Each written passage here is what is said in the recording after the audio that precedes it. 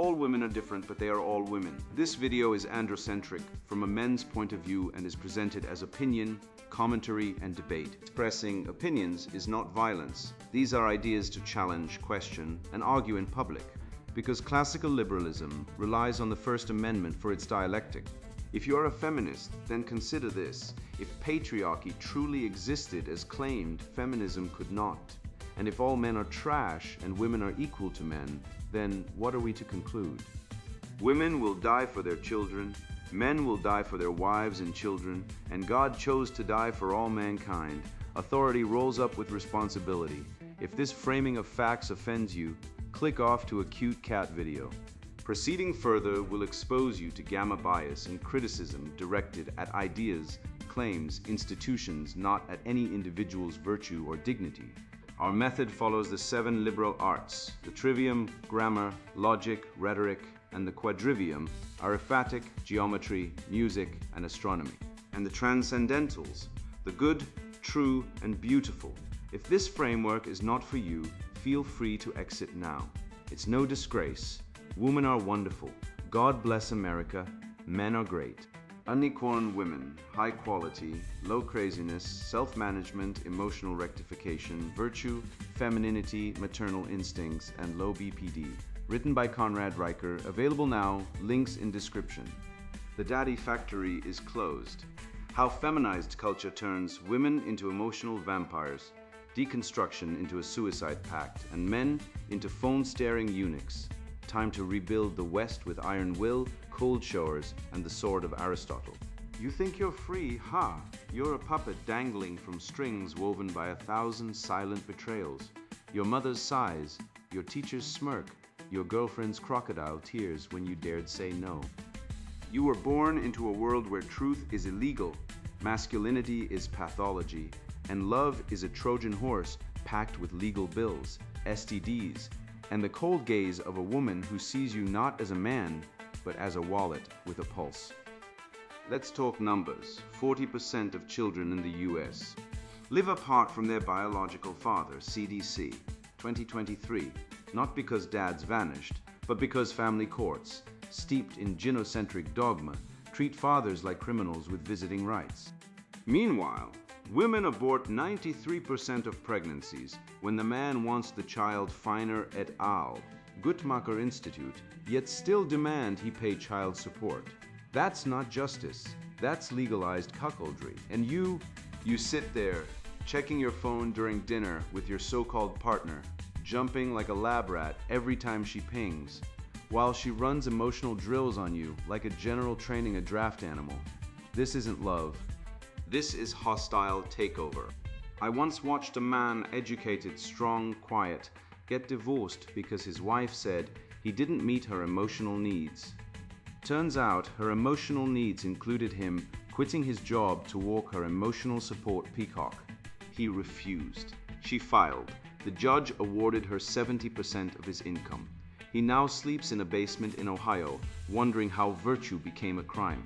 Welcome to the Post-West, where Schopenhauer's will to life has been hijacked by feminist will to power, and Derrida's scribbles about no outside the text are now the operating system of every HR department, college dean, and TikTok therapist selling you freedom while they tighten the chains. They don't want you to think thinking leads to truth. They want you to feel, because feelings can be manipulated, but truth is a brick. And when you start throwing bricks back, the whole glass house of leftism shatters. The daddy void, how feminized culture breeds emotional parasites. He didn't hit me, but he stopped buying me Starbucks. That was the real reason the 24-year-old woman gave on a viral Reddit thread for ending her relationship. Consider that. Not cheating, not violence, not a breakdown of ethics, not betrayal, not even conflict over future plans or beliefs. Starbucks. Today's love life, it seems, has become a points-based system where emotional connection is replaced by material fulfillment, and the payment method is guilt.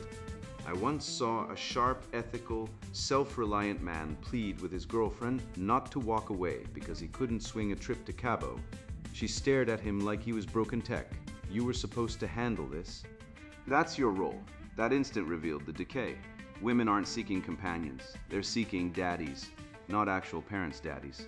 A living, breathing, card-tapping stand-in for a missing provider, cast into a hidden emotional narrative shaped by early wounds. When the father figure is gone, nature doesn't mourn, it shifts, it arms itself. And it casts men into roles in a psychological play they never signed up to perform. You think she wants equality? You think feminism was ever about liberty? Look at the data. CDC reports that 27% of American children live without their biological fathers. In black communities, it's over 60%. These aren't just statistics, they are breeding grounds for emotional parasitism. A fatherless daughter doesn't learn boundaries. She learns entitlement. She doesn't learn self-sovereignty, she learns projection. She doesn't learn virtue, she learns transactional affection. And when she meets a man honest, hardworking, morally upright, she doesn't see a soul, she sees a slot machine. Insert provision, receive validation. Fail to pay, get punished. I know a man who was dumped immediately after refusing to pay for his girlfriend's abortion. Her exact words, "You're not the man I thought you were." Let me translate, "You're not the daddy I trained you to be." There was no discussion of life, morality, or shared values, only the collapse of the script.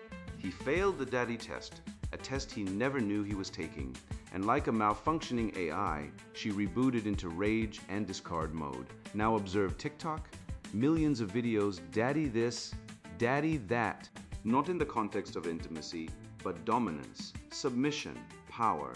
The word daddy isn't used affectionately, it's used ritually, like a pagan incantation to summon the ghost of paternal authority.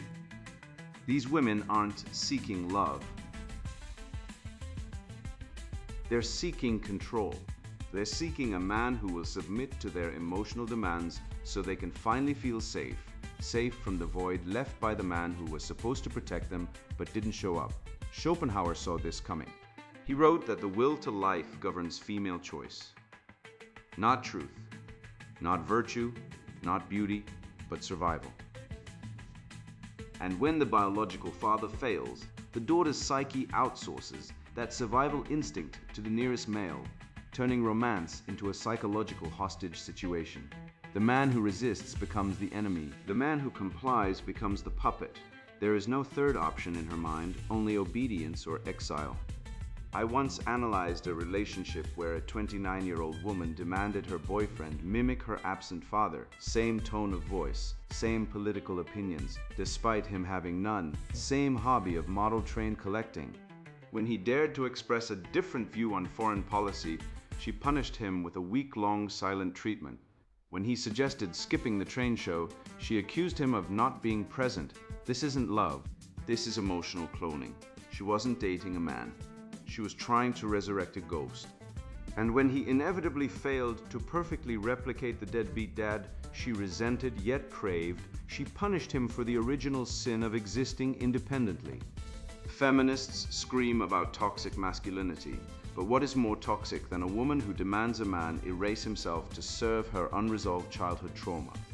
What is more emasculating than being told your value lies not in your character, but in your ability to impersonate a failure? The remedy isn't therapy, it's stoicism. It's Marcus Aurelius, who ruled an empire while weeping for none, who wrote in his meditations that a man must wipe away imagination, check impulses, sharpen reason, keep yourself to justice. That is the antidote.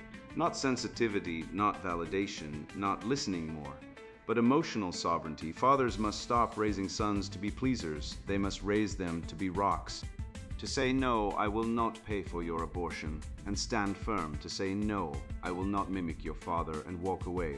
To say no, I'm not your daddy, and mean it. The modern woman doesn't need another provider. She needs a boundary. She needs to hit a wall of unyielding virtue, because every time a man caves to silent treatment, to guilt, to manipulation, he reinforces the lie that emotional blackmail works, and the cycle continues. You want to save Western civilization. Start here. Stop the emotional parasitism. Stop the feminization of men into servile. Starbucks buying eunuchs. Raise boys who know that dignity is not negotiable. That self-respect is not for sale. That a woman's love should be earned through virtue, not purchased through compliance. The fatherless daughter will always seek a daddy, But the man, the real man, refuses to play the role. He becomes a father instead, not to her. To his principles, to his legacy, to the future, and in doing so he breaks the spell. He becomes immune, he becomes free. And he shows her for the first time what a real man looks like. Not a provider, not a puppet, but a king who rules himself first. I've seen too many young men, bright, driven, desperate for purpose, crushed by hollow doctrines that mock the idea of purpose itself. I once faced a young man who once recited Nietzsche and envisioned launching a startup. Now he muttered about signifiers and difference like a monk whispering into emptiness. He wasn't broken by struggle. He was murdered by concepts so toxic they poison thinking at the root. And it always begins the same, with a lecturer, a reading list, a grinning theorist who claimed language is a game without boundaries, prizes, or anything real beyond the illusion. That deception, that truth is just myth, that reason is control, that the world is a fiction, is not scholarly, it's violence, and we are losing brothers, friends, creators, to its quiet annihilation. The deconstruction delusion, how Derrida's wordplay destroyed truth. There is nothing outside the text. That single sentence, uttered by Jacques Derrida like a necromancer summoning entropy, has bled out more ambition, destroyed more marriages, and corrupted more classrooms than 1,000 junkie preachers. I once met a bright 22-year-old engineering student who, after reading of grammatology, stared into the middle distance and said, "If meaning is always deferred, then why should I finish my degree? Why build a company? Why even speak?" He wasn't being clever. He was brain dead, a casualty of metaphysical vandalism dressed up as philosophy. Derrida didn't offer insight. He handed out intellectual suicide pills wrapped in French jargon, and our universities swallowed them like communion wafers. A real syllabus from a Canadian college in 2022 confirmed, not fabricated, claimed 2 + 2 = 5 in specific societal settings as a topic in a social justice math class. Let that register, not a joke, not exaggeration. A publicly funded educational plan teaching that elementary math depends on perspective. And where does this absurdity stem from? It slithers like a parasite from decaying thought from Derrida's claim that speech doesn't reflect truth, but instead exists as a closed loop where meaning collapses into endless interpretation. Once you detach accuracy from words, you don't get complexity, you get domination. Because when reality is up for debate, only force shapes what counts as true, and who holds that force? The most vocal accuser, the fiercest campaigner, the academic whose career thrives on outrage. Truth becomes a spread, and those most willing to lie grab the largest servings. I watched a video recently of a drag queen reading The Very Hungry Caterpillar to a room of 5-year-olds at a public library. The event was billed as inclusive. But let's be honest, this isn't inclusion, it's conquest. It's the endgame of Derrida's war and meaning, when you spend 30 years telling intellectuals that truth is a social construct, that biology is a myth, that words have no stable meaning. What do you expect? You open the door to absurdity, and then you wonder why clowns are in the nursery. Children don't need gender exploration.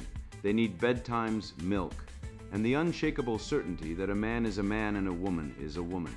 But once you deconstruct being, you've already lost. You've handed the keys to the asylum to the inmates. And now they're hosting Story Hour. Derrida's central claim, there is nothing outside the text, is the philosophical equivalent of setting fire to the universe and calling it a reading comprehension exercise. He claims all meaning is textual, contextual, deferred, and infinitely interpretable. But here's the fatal flaw. If there is nothing outside the text, then his own sentence is just another text, equally unstable, equally meaningless. His entire argument self-immolates. It's like a man sawing off the branch he's sitting on, except he claims the tree, the forest, gravity, and his own body were all linguistic constructs anyway. This isn't deep, it's demented. Schopenhauer, that grumpy titan of clarity, spent his life trying to pierce the veil of illusion, to grasp the will behind phenomena. Derrida didn't want to see behind the veil. He wanted to cut the veil into confetti and throw a party in the rubble. One sought truth, the other sought to destroy the very possibility of it. And why follow the incentives? Derrida wasn't interested in wisdom. He was interested in status, in power, in being the high priest of a new religion where meaning is forever out of reach. So only the initiated, the deconstructors, can pretend to interpret it. It's academic alchemy, turned clear thinking into word salad and charge tuition for the privilege. This isn't philosophy, it's intellectual necromancy. And its disciples are everywhere, in gender studies departments, in HR training modules, in children's books where the pronouns are more stable than the plot. They've infected law, medicine, science, and even fatherhood. How else do you explain a family court system that routinely strips fathers of their children based on nothing but a mother's accusation? When reality is negotiable, who wins? The one with the louder scream, the better lawyer, the more tears. And in that court, men are not fathers, they're suspects. Let's talk numbers, since facts are apparently controversial now. The CDC estimates that 30% of men in the West are raising children that aren't genetically theirs. 30%. That's not a few bad apples, that's an orchard of rot. And yet, when men discuss this, they're called toxic, angry, incel. Why? Because the feminist Derridian machine has spent decades deconstructing fatherhood, marriage, and truth itself. They've turned biology into gender identity, fidelity into repression, and fatherhood into toxic masculinity. And when men wake up to this betrayal, they're pathologized.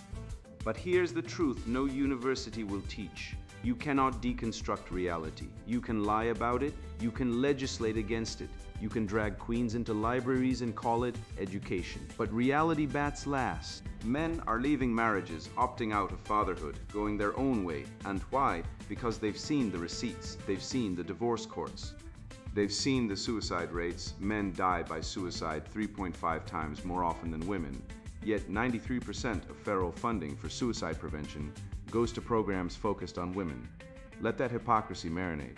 We're told women are oppressed, but when it comes to state resources, they're the priority.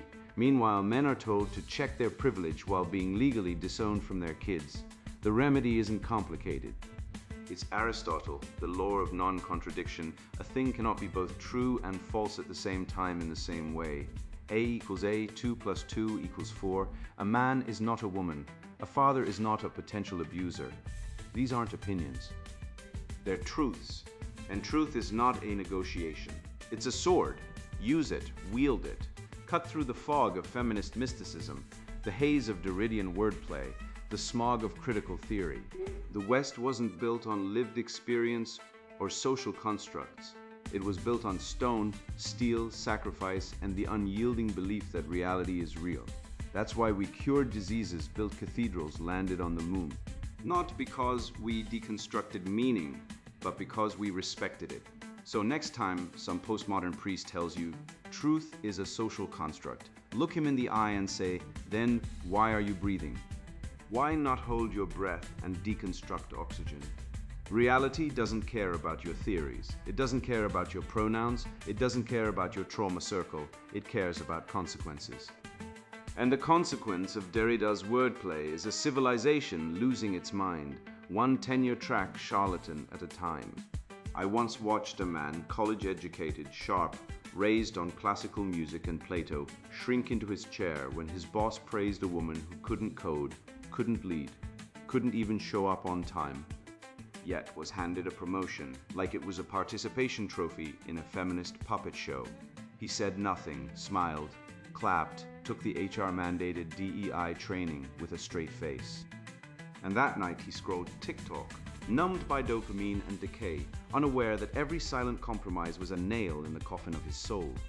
This isn't progress, it's spiritual castration. And if you think I'm exaggerating, ask yourself, when was the last time you stood for something, knowing it might cost you everything? The trial by fire, testing a man's will in a world of cowards. Mastering flight demands progression first. One must learn to stand, then walk, then run, scale heights, and move with rhythm. You don't leap into the sky without first building strength and balance through steps, climbs, and motion. Growth unfolds through stages, each necessary, each shaping the capacity for what comes next. Let me tell you about Tom, a senior software engineer at a Silicon Valley firm who coded like a god but spoke like a mouse. Last year, HR promoted Jessica, same team, half his experience, 0 ship projects because she brought diverse perspectives. Tom knew she'd copied his GitHub commits. He said nothing. A month later, he got a culture bonus. Do you know what that bonus cost him? His self-respect. That silence wasn't humility. It was cowardice dressed in corporate compliance. He traded truth for a few extra zeros in his paycheck, and now he drinks 3 espressos to feel alive and 2 whiskeys to fall asleep. He's not a man, he's a leased asset. And this is an HR policy. It's genocentric tyranny disguised as progress, a Marxist shell game where merit is stolen and redistributed to the loud, the lying, and the leg shakers. Let me be clear. When you reward unqualified women over qualified men, you don't promote equality, you promote entropy. You've heard Jordan Peterson talk about the lobster, how it stands tall, asserts dominance, and climbs the hierarchy, not through oppression, but through biochemical truth. The lobster doesn't whine about toxic masculinity when it fights for its place. It fights, and men, we're built from the same neurochemical code. Serotonin spikes when we stand our ground, when we say no to the witch, no to the corporate priestess, no to the woman who demands you abandon your mission to warm her emotionally vacant nest. But today's men, they're not lobsters, they're jellyfish, translucent, spineless, drifting with the woke current, pulsing only when they feel slighted on Twitter. The APA reported in 2023 that 78% of men aged 18 to 35 experience anxiety around confrontation. Let me translate that. Nearly 4 out of 5 young men would rather eat glass than defend their damn principles. Contrast that with the boys who stormed Normandy boys, mind you, walking into German machine gun nests with nothing but a rifle and a will forged in duty. They didn't feel unsafe. They made safety. They didn't need space. They took space. And now we have men who cry during Pixar movies but freeze when their girlfriend says we need to talk. This isn't evolution, it's devolution. It's the triumph of the feminine imperative. Comfort at all costs, even if the cost is your soul. Feminism didn't free women. It freed them from responsibility and into narcissism. Nietzsche's will to power wasn't about domination. It was about self-overcoming, about becoming who you are. But the feminist will to comfort, that's infantile. It's the tantrum of a child who wants the toy, the attention, the throne, without lifting a finger. I know a man, let's call him Dave, who divorced his wife after she demanded he quit his job to care for her cat while she explored her creativity. Let that marinate. A grown woman, college-educated, able-bodied, expected her husband to abandon his career, his dignity, his purpose, so she could doodle in a journal and post self-care selfies. When Dave said no, she called him emotionally unavailable and filed for divorce. That's not divorce, that's extortion. And the family courts, they sided with her. He lost 60% of his income, forced into alimony for a woman who refused to work. This isn't justice, this is legalized cuckoldry. And let's not pretend it's rare. 40% of men in the US don't see their kids after divorce, CDC 2022, not because they don't care, but because family courts treat fathers like ATM machines with restraining orders, and if you speak out, the state labels you toxic. The media calls you angry, Twitter mobs you, and the police. They'll arrest you for commenting women are emotional online. Yes, that happened in Canada last year. But a woman can call all men pigs, rapists, dead inside, and it's free speech. That's not equality, that's ideological warfare. And men are losing because they've been trained to surrender. Look at your phone right now. Go ahead. I know what you'll see. Notifications, messages, doom scrolling feeds, all designed to fragment your attention, to keep you passive, to make you consume rather than create. Pew Research found in 2023 that 67% of men check their phones during meals. Think about that. 2 out of every 3 men can't sit across from another human, maybe their own child, and stay present for 20 minutes without twitching for a dopamine hit. This isn't distraction, it's spiritual surrender. Every time you glance at that screen, you're voting for irrelevance. You're saying, I'd rather watch a stranger's vacation than build my own. And what's the result? A generation of men who can't hold eye contact, can't defend an argument, can't look a woman in the eye and say, this is who I am, take it or leave it. You want to know why women have lost respect for men? It's not because we're toxic. It's because we're boring, we're predictable. We're the beta provider, useful, quiet, easily replaced. Women don't desire safety, they desire transcendence. They want a man who leads, not one who pleads. But we've been neutered by comfort, by screens, by the lie that peace means never rocking the boat. Real peace comes after the battle, after you've stood, spoken, and refused to bend. The remedy isn't complicated, it's just hard. No man shaped by comfort ever changed the world. Churchill smoked and drank, but he led. Marcus Aurelius ruled an empire while battling plague and betrayal, and he did it with a journal, a sword, and a spine of iron. You think greatness comes from affirmations and yoga retreats? No, it comes from discipline. Cold showers every morning because you choose discomfort. Fasting 1 day a week because you command your body, not the other way around. Lifting weights until your joints scream because strength isn't given, it's taken. I do all three.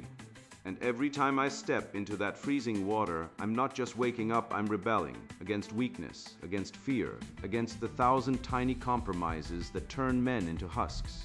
You want to test your will? Stop checking your phone at dinner. Look your woman in the eye and tell her the truth, even if she storms out. Stand up in a meeting and say, "This decision is unjust." They might fire you, they might leave you, but you'll still be a man. And in a world of cowards, that's the rarest unicorn of all. I once watched a man lose his career for laughing at a sign that said, "Disability Pride Week, celebrate your struggle." I didn't laugh. I wept for the university that fired him, for the students who cheered it, and for the civilization that has forgotten that strength, not suffering, is what builds cathedrals. We used to honor courage in the face of adversity. Now we reward the mere possession of adversity as if it were heroism. This is not compassion. This is corruption. And it is devouring the mind, the soul, and the future of the West from within. Crip theory and the cult of victimhood, how disability became a weapon. Only the dead have seen the end of war, said Plato. But the living, particularly those drowning in the sewage of modern victimology, have seen the end of sanity. At a diversity conference, yes, the kind where grown men apologize for breathing oxygen. Some poor academic dared to joke about Crip Pride banners being handed out like participation trophies at a special needs Little League game. Within 72 hours, he was fired.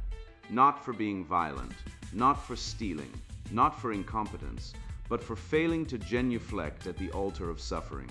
The university didn't defend intellectual freedom, it kneeled. Because in the new religion of leftism, victimhood is the highest sacrament, and disability, once a medical reality, has become a spiritual credential for moral superiority. Let me paint you a scene. A student, healthy, alert, owns 3 pairs of designer headphones and a gaming setup that costs more than my first car, claims chronic fatigue syndrome, no diagnosis, no blood tests. Just a therapist's note scribbled on a napkin, essentially saying, feels tired sometimes. Yet the university rolls out the red carpet, extra time on exams, remote access to lectures, a personal note taker, and automatic extensions. No verification, no accountability. Just a checklist of privileges handed over like welfare coupons in a Marxist commune. Meanwhile, the student who studied 80 hours a week, pulled all-nighters, and showed up actual physical presence, like our ancestors did, gets the same grade because standards have been erased. The result? Academic rigor is castrated, excellence is penalized, and weakness is crowned king. This is not compassion. This is Crip theory, pioneered by Robert McRuer, a man whose name sounds like a rejected Star Trek villain, and it is poison. Crip theory insists that disability is not a medical condition, but a social construct, and that able-bodiedness is a form of systemic oppression. Translation: if you can walk, see, hear, think clearly, and function in society, you are part of the problem. The theory doesn't seek to cure or assist. It seeks to invert reality. It weaponizes biology. It turns tragedy into tribal identity. And like all critical theories, queer theory, critical race theory, feminist theory, it is built on the same rotten foundation, that human value is determined not by virtue, effort, or character, but by victim status. Look at the numbers. 14% of undergraduates now claim a disability, according to the National Center for Education Statistics 2023. That's nearly 1 in 7. In 2010, it was 8%. What changed? Not biology, not genetics. The diagnostic criteria didn't suddenly expand to include bad vibes or emotional weather. No. What changed is ideology. The left discovered that suffering is power. The more you can claim to be broken, the more exemptions you earn, the more you can pathologize normal human variation, introversion, fatigue, sadness, even acne, the more you can demand special treatment. And universities, eager to virtue signal and avoid lawsuits, comply. They'd rather hand out accommodations than uphold standards. They'd rather produce fragile snowflakes than courageous thinkers. Compare this to Sparta. Ancient Sparta didn't have disability accommodations. They had cliffs. Weak infants were discarded, not because they were cruel, but because they were honest. Survival mattered. Strength mattered. Duty mattered. Today, we don't discard weakness. We reward it. We give it podiums. We fund it with taxpayer money. We let it dictate policy. A man who can't get out of bed because he's depressed gets a parking spot closer to the door. A woman who claims environmental illness because fluorescent lights make her feel icky gets to work from home in pajamas. And if you question any of it, you're ableist, you're hateful, you're part of the oppressive system. The irony is thick enough to choke a bureaucrat. The left claims to love science. But when science shows that most of these invisible disabilities are unverifiable, they toss science into the dumpster and worship faith instead, the faith in victimhood. This is spiritual Marxism, not economic Marxism, which failed spectacularly in the 20th century. No, this is Marxism of the soul. It creates a hierarchy of suffering. The more oppressed you claim to be, the more moral authority you wield. Women, oppressed. Trans, more oppressed.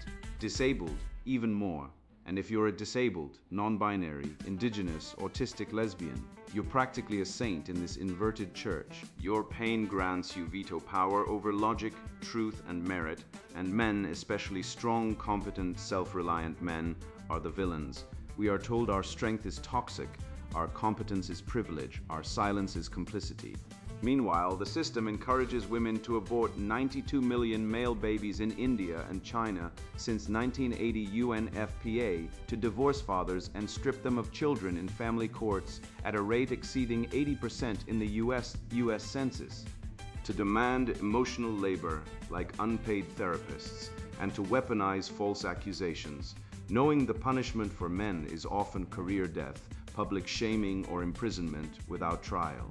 Yet, when men suffer, when male suicide rates are 4 times higher than women's, CDC 2023, when men are 93% of prison inmates, BJS, when fathers are arrested for commenting on Facebook posts about child custody, we're told to man up. But when women or the disabled suffer, instant sanctuary, instant sainthood. The remedy is not more therapy, more accommodations, or more victim points. The remedy is virtue. Aristotle knew this. Excellence lies in the mean. Compassion for the truly disabled, yes, but not at the expense of justice. Not at the expense of truth. Not so that we build a society where weakness is incentivized and strength is punished. We must return to the classical ideal, the good, the true, the beautiful. Not the whining, the fake, the ugly. We must reject the feminization of culture, the endless coddling, the safetyism, the emotional blackmail that has turned universities into daycare centers for emotionally stunted adults.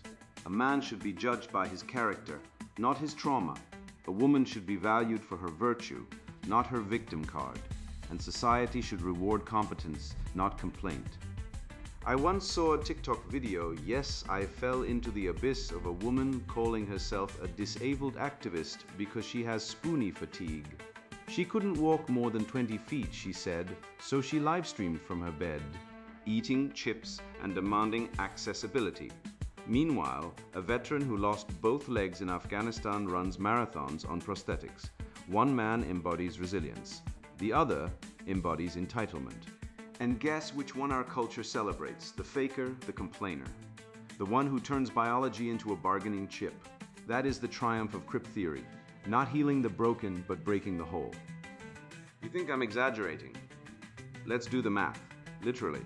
In the US, 51% of marriages end in divorce, but when the man earns less than the woman, that skyrockets to 70%, not because of inequality, but because female hypergamy is a biological algorithm, not a bug. The CDC reports that 40% of children are born to unmarried mothers, and of those, 72% will live apart from their biological father by age 18. You're not raising kids, you're raising emotional hostages trained to extort men. And the courts, they're not family courts, they're asset extraction units. Men lose 70% of custody battles, even when equally fit parents. One father in Ohio was arrested for commenting nice legs on a stranger's photo, yes, arrested, while his ex-wife, who drained his retirement and got full custody, walks free. This isn't justice. This is genocratic jurisprudence, codified cruelty. I once watched a woman scream at her boyfriend in a coffee shop because he checked his phone when his business partner texted about a six-figure deal. "You're not present," she wailed. Present for what? Her tantrums, her script. He wasn't absent, he was building something real while she was busy auditioning him for Daddy 2.0, complete with emotional subtitles. That's the world we live in. Men are either ATMs with pulse, or they're crushed for daring to have priorities. And what's the feminist solution? More therapy, more vulnerability. More crying in corporate DEI seminars, while real men are told to shut up and pay up. They've medicalized masculinity itself. ADHD in boys isn't energy, it's disruption. Ambition is toxic drive, strength is threat. Meanwhile, women can abort a child at 38 weeks in some states. But God forbid a man speak his mind on a forum that gets you a SWAT team at dawn. So here's the truth, raw and unspun.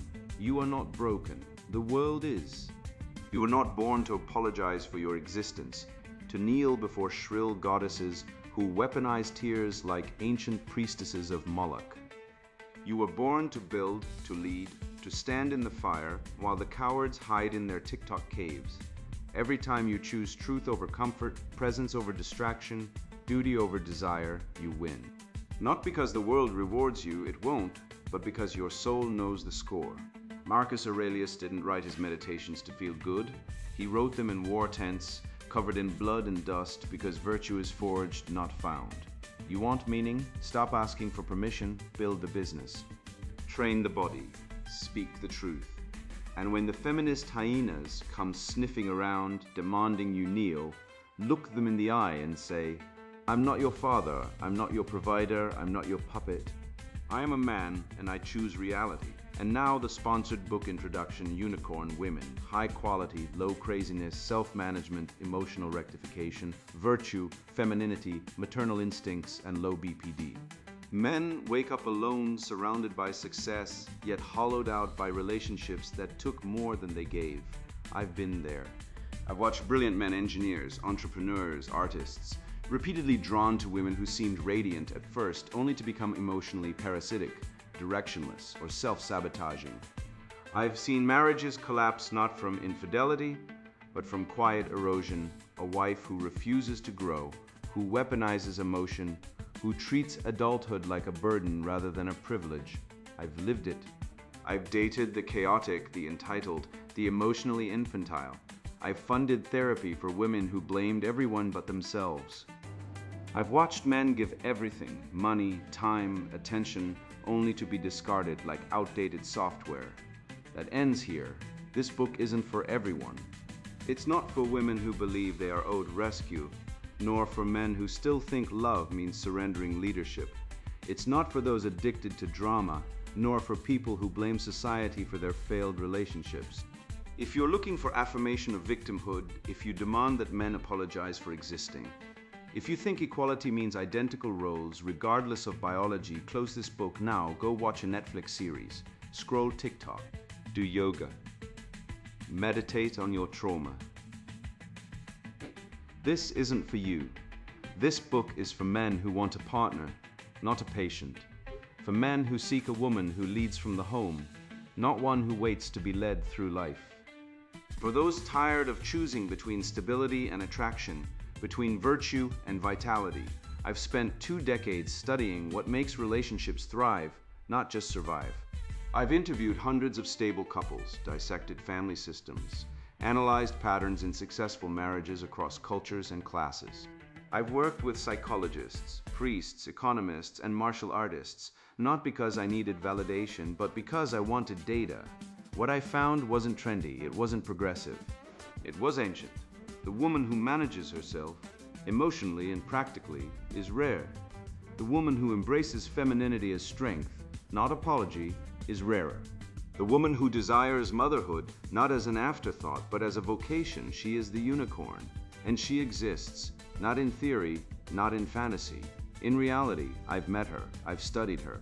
I've helped men find her, keep her, build with her. This book lays out the framework. It starts with Genesis, the original design, before ideology corrupted it. It defines the frame, the unspoken structure that determines who leads and who follows. It introduces emotional rectification, the practice of owning one's inner state without blaming others. Self-management is not optional, it's the baseline. Virtue is the invisible crown that outshines beauty. Femininity, properly understood, is strategic, centered, sovereign. Maternal instinct is not automatic. It's awakened by maturity. The matriarch isn't born, she's forged. IQ matters, but wisdom separates those who build from those who burn. Low craziness isn't neutrality, it's the rarest trait of all. The maiden's trap is real. Women who refuse to grow up destroy men who love them. Individuation is her hero's journey. The doctrine of the mean keeps her from extremism. Legacy building is the final test. The red pill for women isn't bitterness, it's awakening. Discipline, symbolized by cold shores, shapes character. Financial wisdom ensures stewardship, not consumption. The transcendent function unifies opposites within the psyche. Acta, non-verba, deeds over words must govern all relationships. The narrow path is hard, but it leads home. If you're a man who wants more than a companion, if you want a co-architect of a dynasty, this book will show you how to recognize her, attract her, and deserve her. If you're a woman who wants to become that woman, this book will guide you into maturity, self-mastery, and purpose. This is not self-help fluff. This is field intelligence. This is battle-tested truth. Read it with eyes open. Apply it with courage. Ignore it at your peril. Unicorn women, high quality, low craziness, self-management, emotional rectification, virtue, femininity, maternal instincts, and low BPD. Written by Conrad Riker. Buy now, links in description.